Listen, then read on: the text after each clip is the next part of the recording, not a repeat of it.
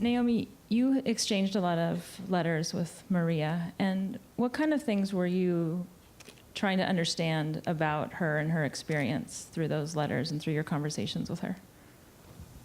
I think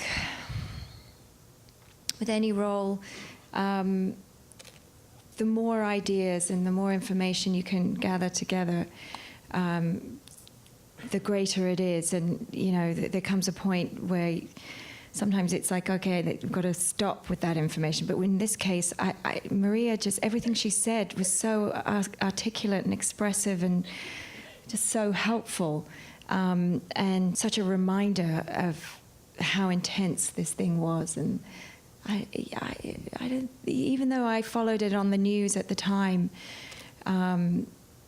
with shock and horror, and, you know, really was quite connected to it at the time, but I don't think we understand it until you're there. And I mean, I think the movie certainly opens up our minds to getting closer to understanding it.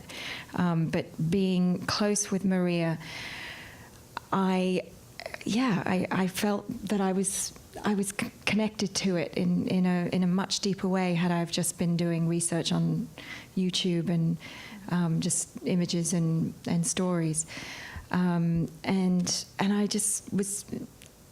She was, you know, every time we changed location and we're on a new set, and each scene, you know, she would write endless information about how it occurred and how it played out, and sometimes very abstract ways and sometimes very literal.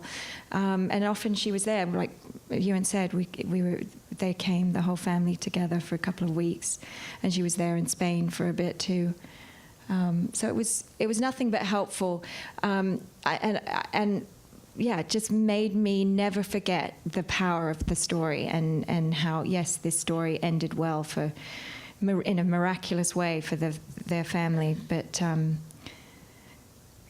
think it was important to feel the sense of everybody's story in this one story. I was a brave kid, Mom. I'm scared.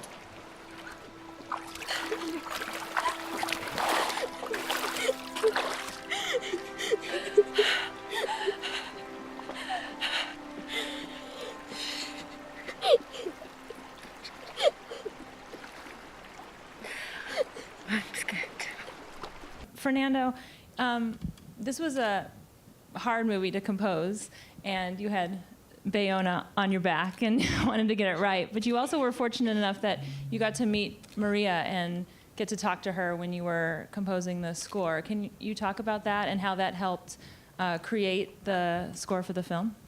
Well, actually, they didn't tell me she was listening to the music we were doing, but she would listen a little bit of it.